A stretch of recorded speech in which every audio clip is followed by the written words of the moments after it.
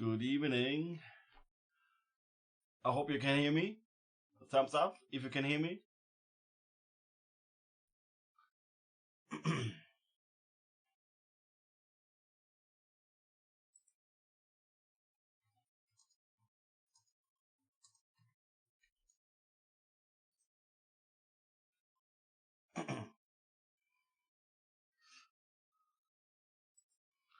Okay, I'll try. Welcome. This is my very first AMA in 2020. Great. Okay, you can hear me. Great. Yeah. As I said, this is the first AMA in 2020, and obviously the topic is Angular 9 and what's new in Angular 9. So let's jump in it and let's see what we have here. Okay. I will walk through some slides with we'll show some stuff, and then at the end we will end up with some fancy, funny live coding as always, and see what goes wrong this time. But I think I'm pretty sure this time will work everything fine. Okay. Then let's start. Okay, is the agenda maybe not that important, the agenda, so let's talk. I will introduce myself, then we will talk about how to get to Angular 9, and then we will talk about what's new and what are the breaking changes and what gets deprecated in Angular 9. So first, this is me. I'm WebDave, David Müllerchen, so web developer since more than 50 years. I guess it's more like 18 years now. I'm a freelancer. I'm a trainer at workshops.de and at Angular Colleg in Austria, and doing a lot of stuff. Yeah, you found me on YouTube, but I'm also available on Twitter and on Instagram and on Twitch. But Twitch, I'm not that active. So, but that's not that important. So this is the other communities. Maybe you found or you've seen my Twitter handle, my hashtag, which I want to try to spread all over the place, which is Community Rocks, because this is something very important for me. So I get almost all my knowledge, everything I learned about software development, I teach myself with the help of communities, and so I want to give something back. So this is where I am. I am active in Germany, in Austria, in Switzerland, and maybe all over Europe. And I'm connected to maybe all of the world through this Google Developer Experts program, which is very nice to be in there. I'm very proud of this. And yeah, to prove that Community Rocks is really rocks, this is a very good example. All these people helped me and reviewed my my slides and helped me finding typos. If you have ever saw me on stage, you maybe noticed that I'm good at typos when I do live coding, and these people help me by my slides on how to pronounce stuff, and it helped me and explaining stuff and all this stuff. Yeah, so big shout out to them. But there are only a few of them. But these 5 people helped me very, very well, and in this point. And of course, I rock also, as you can see. Yeah, this is just my icebreaker for today. Okay, let's dig into Angular 9. First of all, this is maybe the most important topic when it comes to Angular 9, that everyone talks about bundle size and about Ivy, that everything gets tiny, small, and very, very small, and very nice and good to. And Ivy seems the solution for everything. We will find out if it's the case or not, where it helps, and we will see what is Ivy in a minute. But this is a tweet almost 3 months ago from Matthias, when the first RC came out, it was RC 0, and he said, "Hey, this is the bundle size." We had at the end I guess 14 RCs, which was caused by we had some problems with some performance issue or some points where we haven't been that happy about the performance. The last issues we had was I guess about styling. So we take this everything very seriously, and so we came up with so many RCs, but this is fine. Now we have it. Okay, but how to get there to Angular 9? It's very easy. You can find a how-to on this website, update.angular.io. There you can say, okay, I'm on version 6 or 7 or 8, and I want to go to this, and then you will get the information and the list with steps where you have to walk through, and at the end you are at Angular 9. But mostly, so if you are in already on Angular 6 or later, then everything is very easy. And mostly you will end up with this. Just ng update, the Angular CLI and the Angular core, and then everything will work automatically. So the for example, the CLI handles most all of the migration steps for you automatically. So you don't have to take care about this, and this CLI do it for you. First of all, there was something called renderer, and then there came a new renderer. They called it render 2. This is caused by the ViewEngine and the template engine. This was the first ViewEngine, and this is now skipped, so it's the first breaking change they had. So now you have to use the renderer 2. So this is a migration which will be done by the CLI automatically, without any effort by you, just by this update command we saw before. And then we will migrate all the undecorated classes, which means if you have classes or class fields which are not decorated and you want to use them, this is no longer supported in Angular 9. If you want to use them by some kind of dependency injection or what else, then now you have to decorate these classes. Same goes for services. Now you the dependency injection don't support the dependency injection of plain classes without the injectable decorator. So just put it on there and then it's fine. This is the reason for this is that all the servers have to be introduced to the dependency injection system on compile time, and this helps a lot. So all the parts of the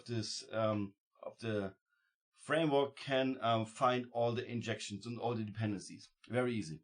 Again, this is something which is fixed by the CLI automatically without any effort by you. Then there is the migration from view child and content child. Maybe you know that we had these similar kind of migration from version 7 to version 8. There we had to say, okay, this view child or this content child is dynamic or not, and so we had to give this view child parameter when we can bind it. When we can bind the DOM node or the content element to our value. And with Angular 9, the framework is very, very good at checking if this is a dynamic child or content or not, and do this for you. So you don't have to put these static true false for in anymore. So but this was announced when it comes to Angular 8. There's this static false, static true is just a floating change, because we will get rid of it after Ivy is there, because Ivy is very good in exactly this time or these things to say, okay, this is a dynamic element or not. And then there is something which I'm not very familiar with. there is a migration of the localized service in i18n, so it works very well with Angular JS and Angular, so it's the same migration for this. But I've never used it. I use ngX translate. Sorry for that. If you have any question in i18n, ask me and I will try to get some answers from this.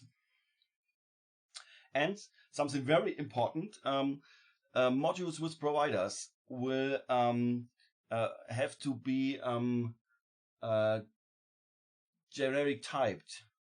Why? We will see it later. I will show most of them which are interesting. I will show them in some code samples later. But the most important thing is, for sure, it's Ivy. And sometimes I was I was wondering, why is Ivy that great, or what is that Ivy, and what is the power of Ivy?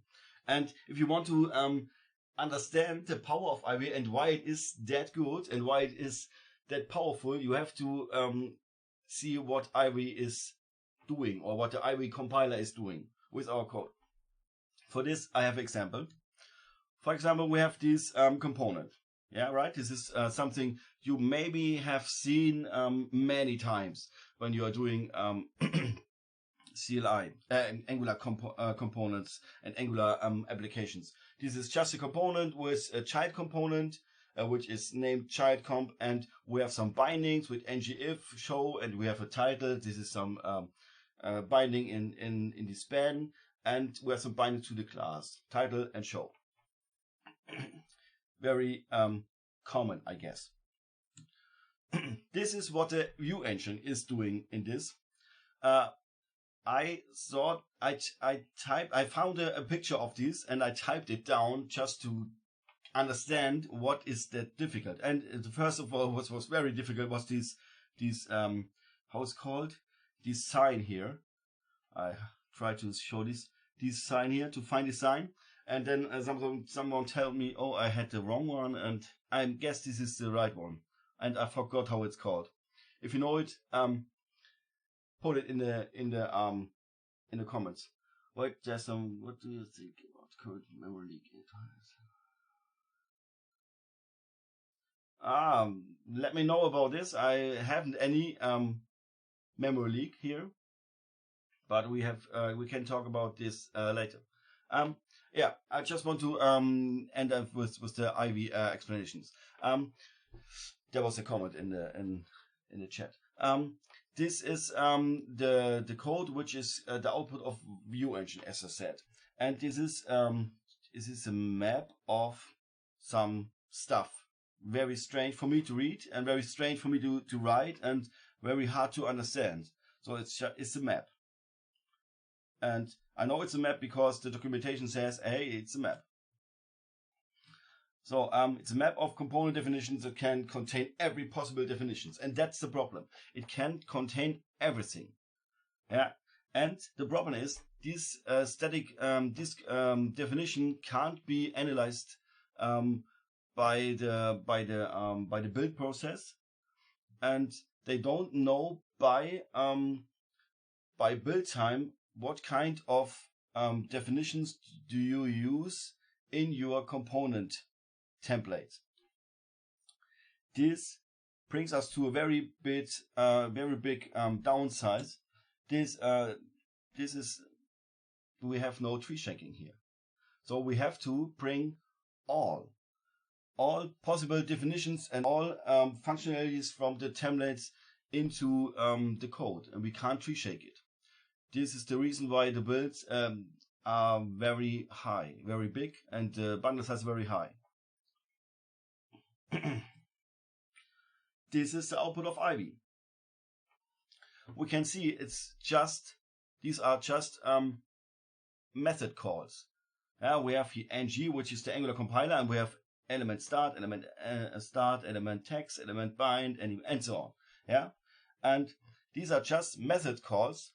And the benefit of this is this code can be analyzed by build time after the compiler is through. And so we can tree shake it. This is great.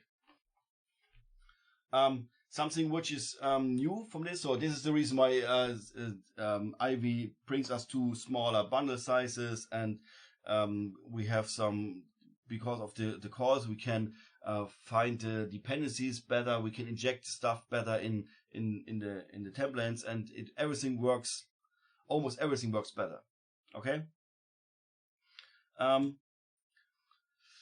We have now a different kind of set of methods we have to use in the browser console, yeah, F12 debug console, to communicate with some components. With the ViewEngine, we had ngPro. We could put in a reference to a DOM node, and then we get the debug element. In Ivy, we get a bit more power. So with ViewEngine, the ngPro, you can't manipulate the DOM and see the change detection.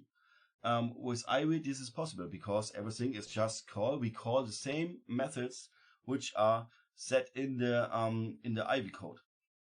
We can say, okay, get this component from this DOM node, and then we can toggle to interact with these, and we can mark it for dirty and so on. There are many other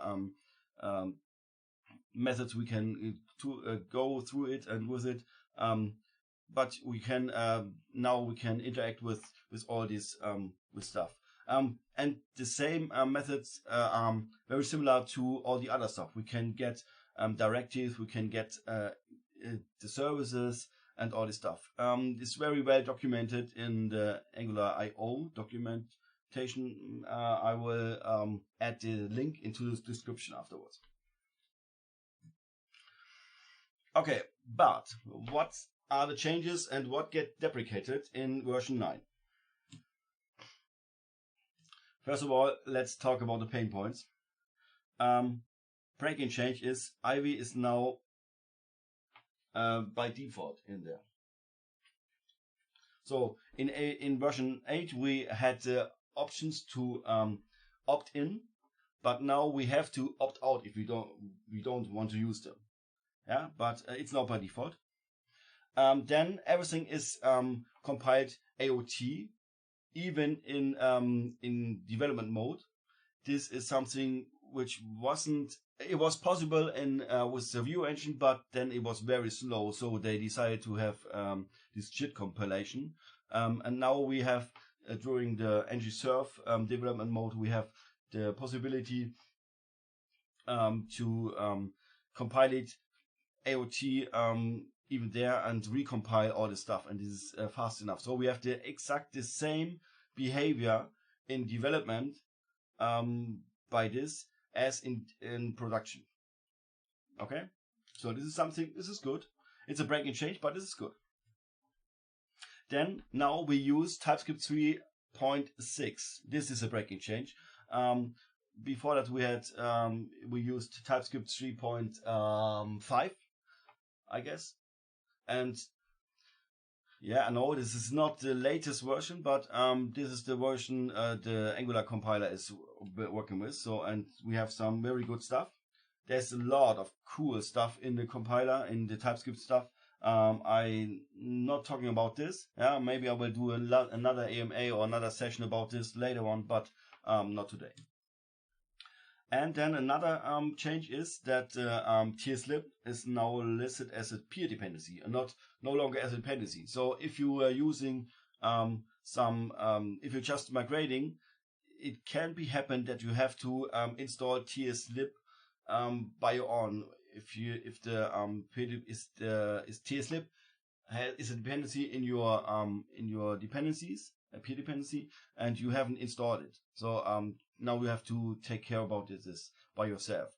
So if you install new stuff and there's a dependency on TSLib, then it will install, but it will no longer come with the Angular core stuff. So maybe if you are building a library, so you have to take care about this. Yeah, if your library is using TSLib, you have to take care about this and put it in your peer dependencies. This is important to make your library work. TSLib is compiler options stuff for build time which works with TypeScript. Just answer the question from the chat. Okay, another breaking change is they removed the deprecated options of version files from a service worker asset groups. I didn't know this, but oh wait, I have a 3.7. Oh, thank you, Florian. Thank you for this. Okay, so go back. So it's not 3.6, it's 3.7. So I have a typo here. Oh, it's my first typo here. Okay, it's okay. Okay, as I said, and they removed the options version files and they renamed it to just files. Yeah, in this ng service worker config. So this means it was like this, and now they renamed it to this. So you can now say, okay, wait, jump forward and back. You can resources and now say, okay, these are files. No version file, just namings. Another breaking change, which I mentioned earlier, is the module with providers now are typed generic. Means if you are author of a library, or you offer a module which can be configured with for root, for example, as we can see here, like the router, like many other libraries.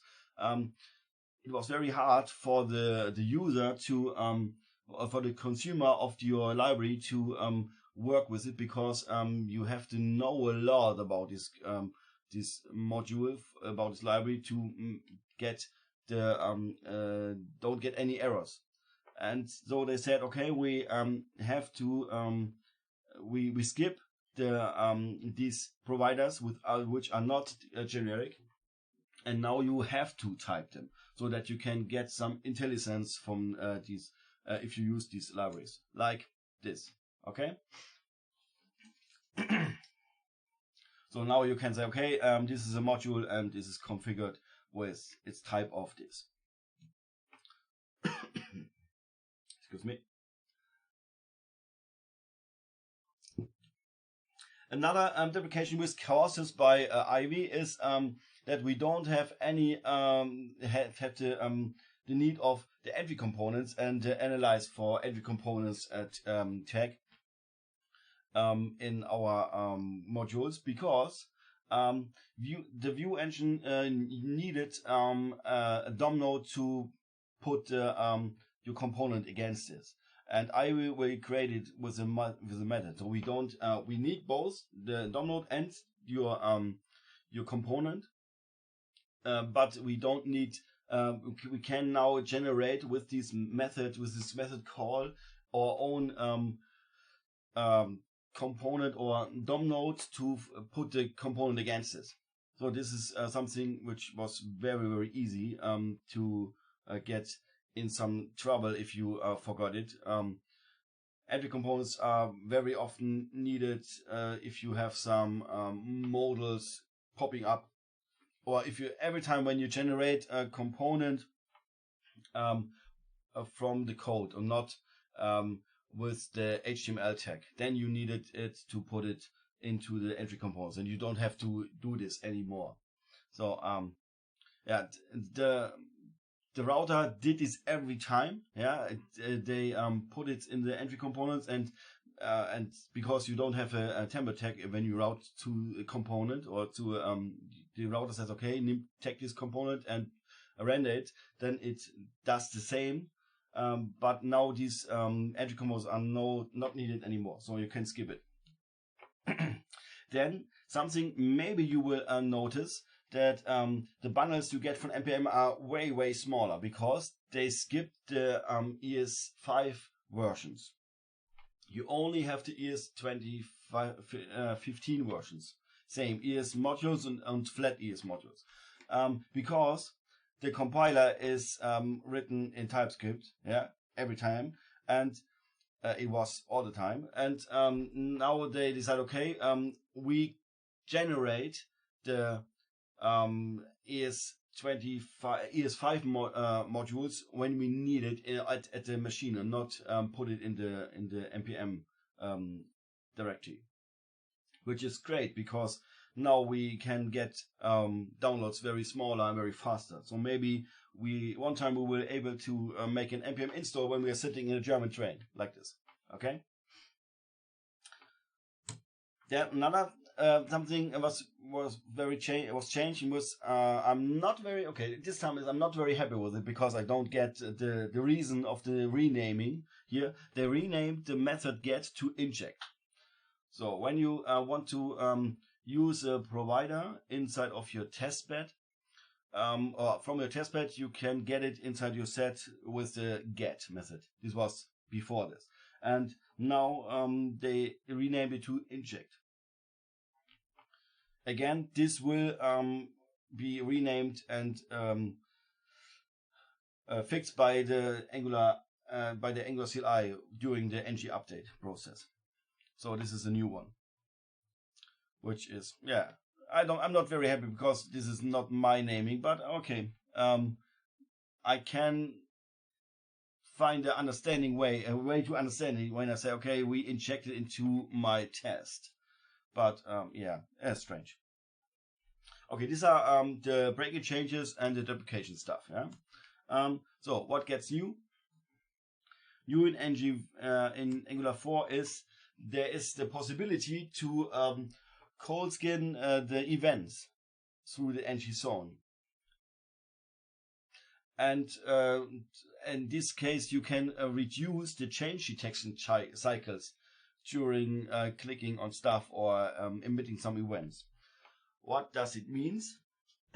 For example, this here. This is a very common use case. You have a div and a button, and both have a click event, and they do both a method call and so on.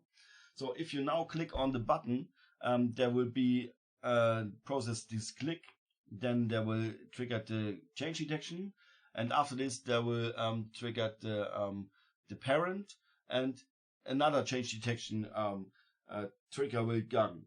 So you have, in this case, you will have two change detection cycles, and if you use these flag, you can say, okay, I'm not interested in only one of these. I'm interested in please do the change detection after all the stacked events has processed.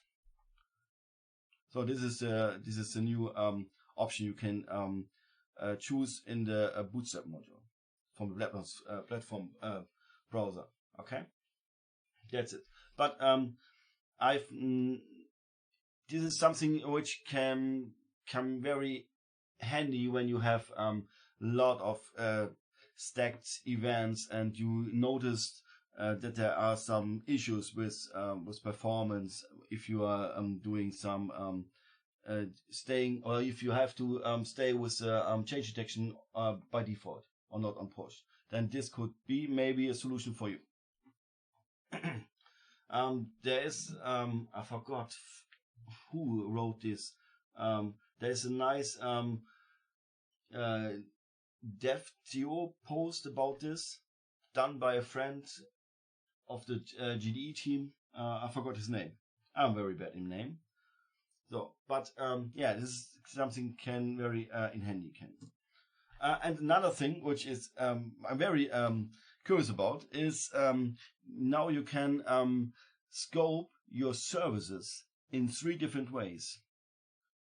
And to scope, and of course you can scope it in services, in modules and in components, but you can scope your services with yourself providing services in 3 different ways. You can choose root, which was there since Angular 6, I guess, which means your service will be provided in the very root. Okay, so then we have platform and we have any. Okay, let's see this is the official documentation, root injector, which will be the application level injector in most apps. So this is in the most apps, this is just app module. Okay, this is where this service will be injected. If we use any, this means that every time we inject this service, we will get our own injector, but not in the Angular elements, because they are a bit different. And platform means now we can provide services outside of our actual Angular application. Means old school, like it's just in a window object, like this. So this means we can now have two or more Angular application, and they share one service, because this service is in the global Angular platform injector injected, and you can communicate through this 3, 4, 5 applications without any messing around with some triggering events or like this. Okay, which is also a good idea in some cases, but if you have an all Angular multi-app, then this is a very handy case. Okay, I said in my post that I will do live coding, and I will do, yeah, and I decided to update my website here.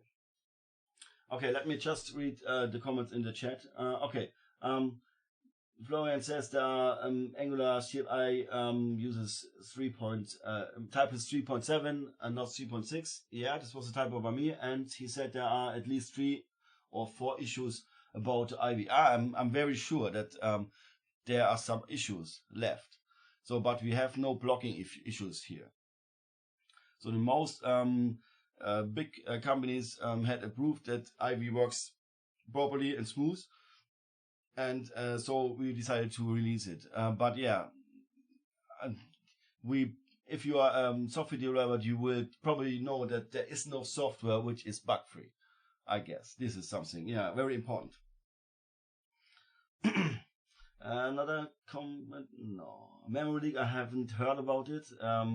I can, okay, can you repeat it? Okay, we have, I don't check the profile in any options. Okay, let's go back. Every time when you when you provide, or when you want to have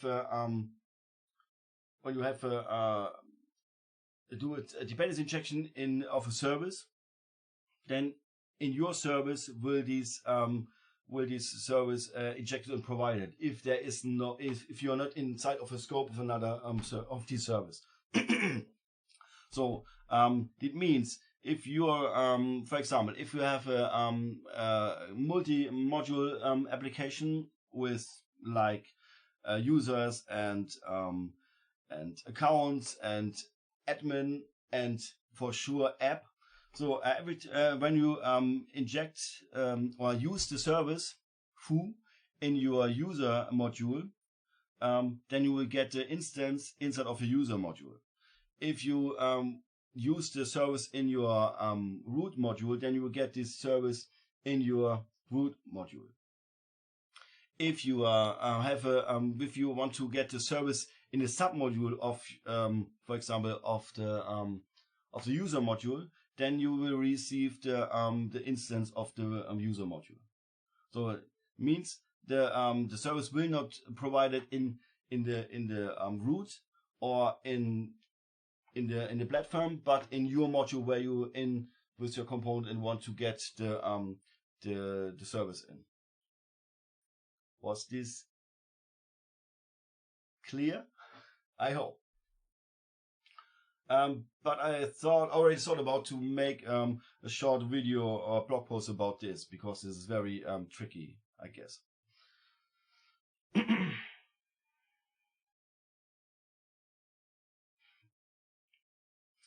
We haven't. Also, Florian said we had. There are blocking issues. Memory. No, there are no blocking issues, and we are behind the schedule because we haven't been happy with the performance. Yeah, so if it's caused by memory stuff or whatever, they haven't been happy with the performance. Okay, welcome, Dominic. Okay, let's dig into my application. So I will do an update of my website. This is my website, webdave.de. So if you haven't seen it, feel free to go there. I do not any tracking. I do not any. It's just information, just a blog post. This is an application which runs in Angular 8. I can prove it here. It says 8.2.10, and my my package JSON says also we are using Angular 2.10. So yeah, this is Angular 10.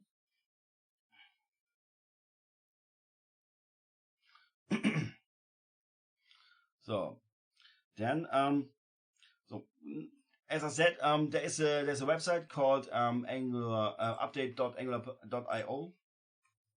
Update Angular.io. I've been there several times. And if I want to say, okay, let's go there, then I use Angular material. Show me update. Then he says, okay, you have to this will go, but so this is just some stuff they will do for us. The only thing I had to do first before getting into ngUpdate was I love to do update TypeScript before this, because I saw some problems or some issues or errors when I haven't the right TypeScript version. So let's just check my TypeScript version. Okay, let's stop this website. So the website is the actual website. It is my here. So you should see that there are now, it's disconnected, so it's the same.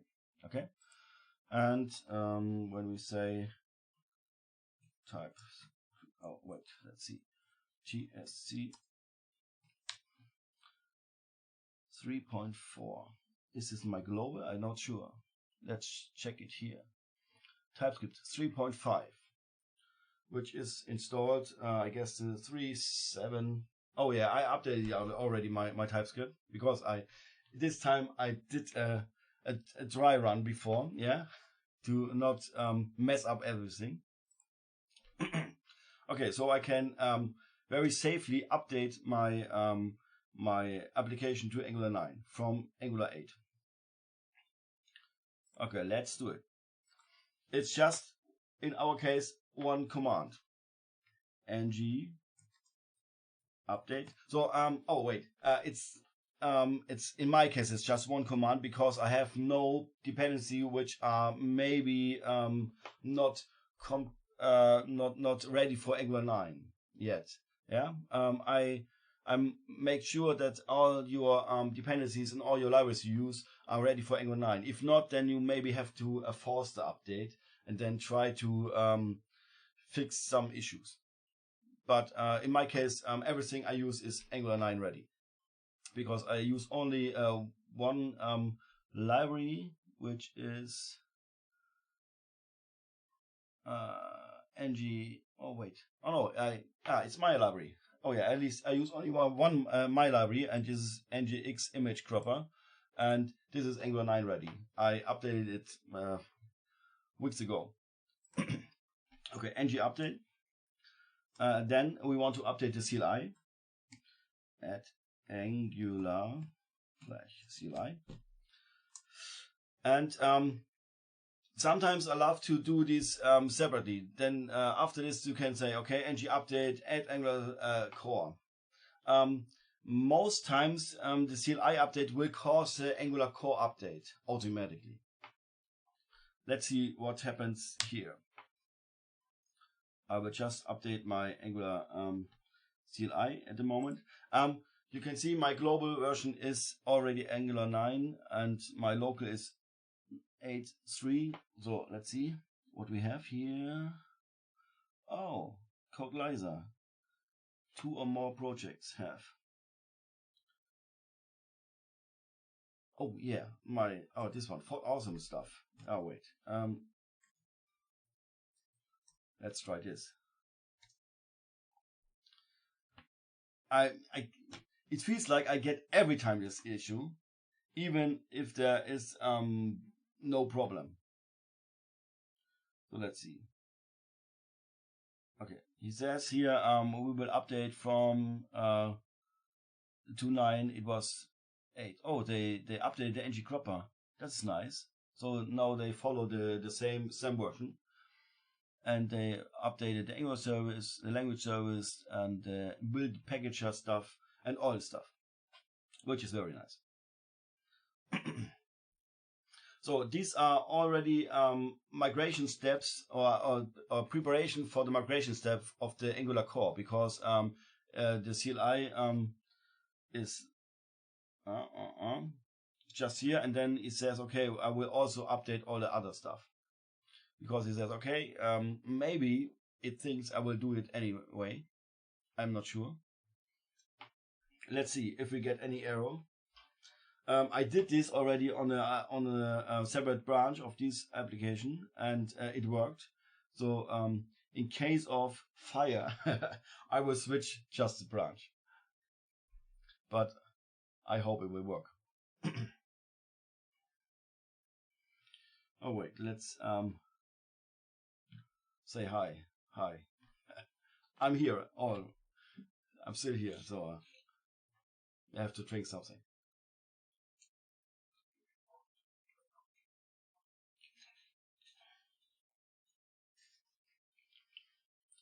Okay, Florian, can you name the issues so we can have a look at it? Which issues are these you said blocking memory leak issues? I haven't seen them, and I haven't heard about them. Let me check the Slack channel if there's any kind of communication about this, because I haven't seen them.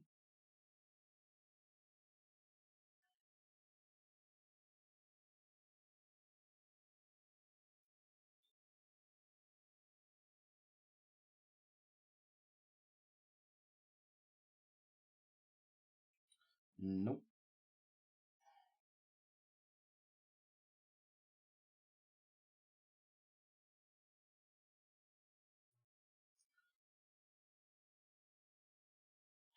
No.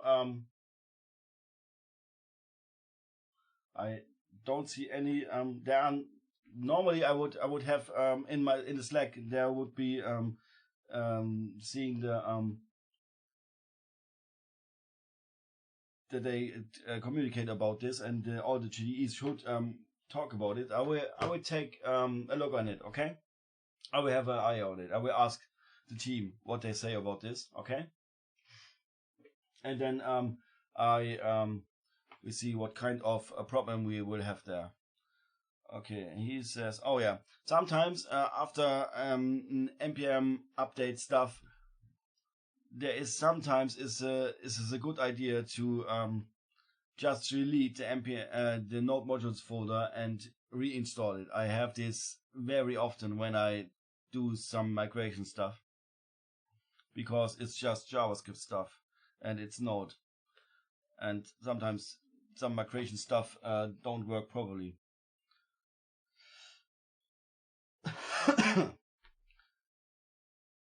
And he says, oh wait, 2 are using adding roots, unable to as well, using the workspace project instead. Oh yeah, there is a workshop.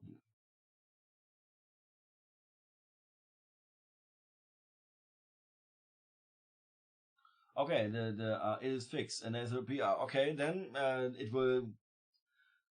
I'm pretty sure it will be merged very soon, because memory issues are never nice. Can you drop the issue number here and the PR number so I can have a look at it and talk to the other So this sounds like I'm totally in charge for this stuff, but no, I'm just a GD. Okay, I can just talk to them and just get information and help testing and all this stuff.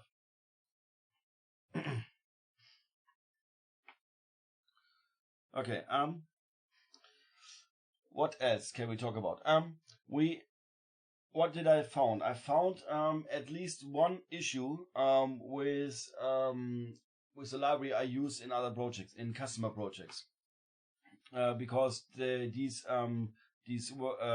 projects haven't been updated. But most of the libraries I use and I try to use in Angular 9. So this is very strange stuff here going on. Oh, let's see what happens. Okay, you said you linked it already. Can't see it.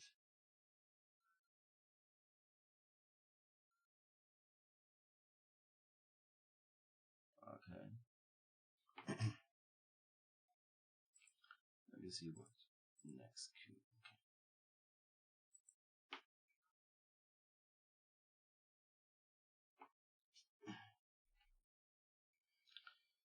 Okay, now he said we did.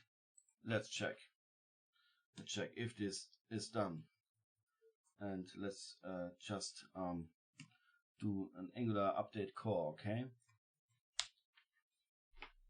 Just in case of fire.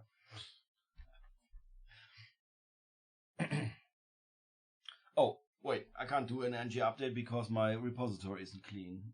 Oh yeah. Yeah, I will do CLI update to 9.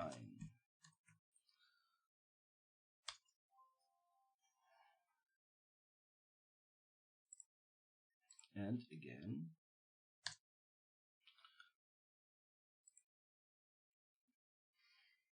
So my my website is totally open source for it. Just to mention this. This is a blog written in. Oh, it's already up to date. Okay, then let's see if it works. It's written in just in Angular, and my blog posts are written in Markdown. So if you are interested in something like this, take a look at it. Let me show you a quick. This is the Can you see it? Or is my picture in the... No, this is these are the link to this repository. webdev.de is the repository. So if you're interested in your own blog or hosting some kind of documentation just based on Markdown, this is very easy. And no big magic behind this. Okay, let's check if it works. Okay, now let's check it. ngServe. If it doesn't work, then I will definitely delete the node modules ordner folder. Switching languages can be difficult. I will deleting the node modules folder, and then I will try it again. But at the moment, no first smoking issues at this time. So he starts compiling. So the CLI did a good job. Otherwise, it wouldn't.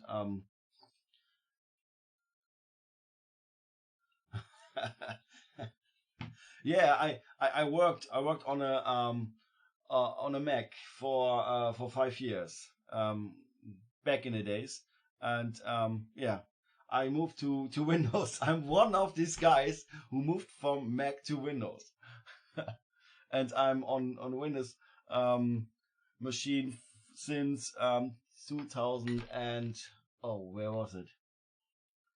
2005, like this. So yeah. Okay, let's check if it works. If you have any issues, maybe the service worker will. Oh no service worker here, because oh yeah, it works. So it works. Yeah, I guess this will be saved on YouTube, this AMA. So you can watch it later again and again and again. And if you are doing or organizing a meetup or user group, ping me and I come around and we'll talk about updating and cool stuff of Angular and all this stuff. Okay, yeah, it works. It was very, very easy.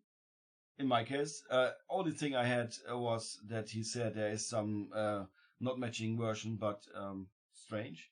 But it works. No, it works fine. Let's see if we can really switch. Oh yeah, everything works. I love it.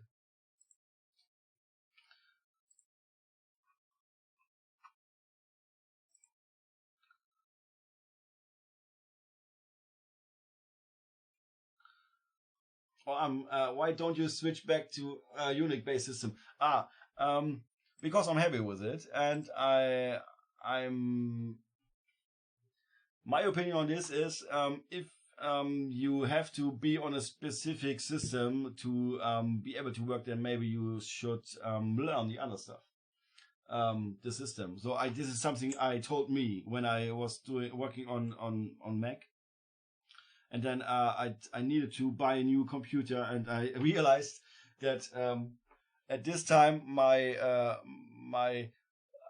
budget wasn't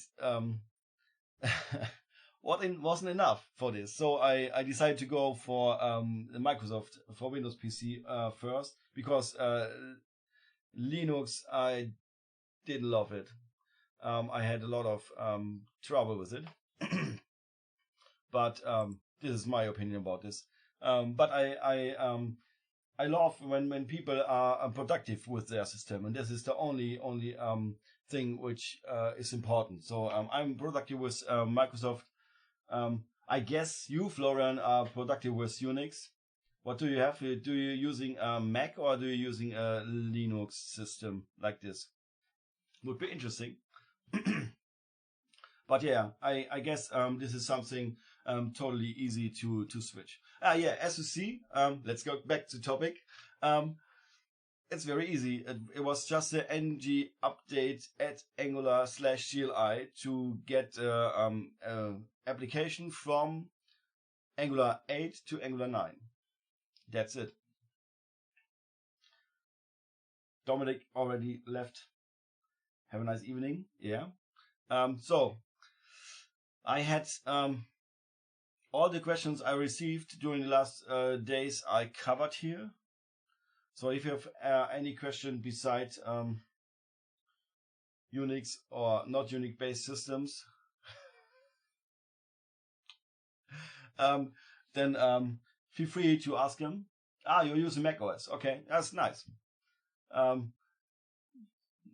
Great that you love it. It's important that we have it's important that we have diversity in technicians like this. Very important, because otherwise we would be all working on the same stuff and behaving the same, and this would very cause some very big issues. I'm pretty sure. Okay, let me just switch back to my slides. It's hard for me. Okay, yeah, Q&A we did. Yeah. Ping me. I'm, as I said, my Twitter handle is webdave_de. My handle on Instagram is webdave_de. I'm here on YouTube. You can comment. You can ask questions here. I try to answer them. I read every comments.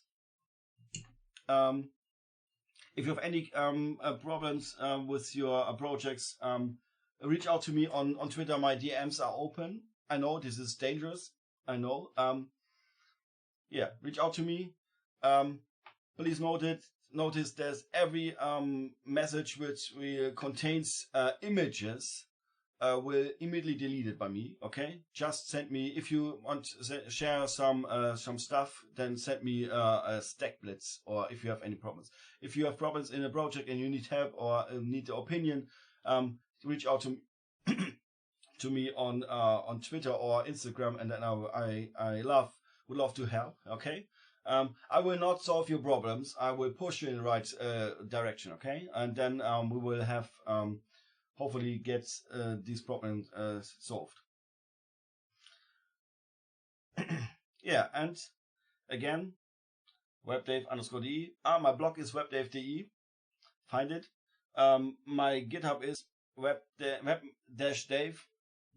Thank you for joining, and have a nice evening or nice night. Bye.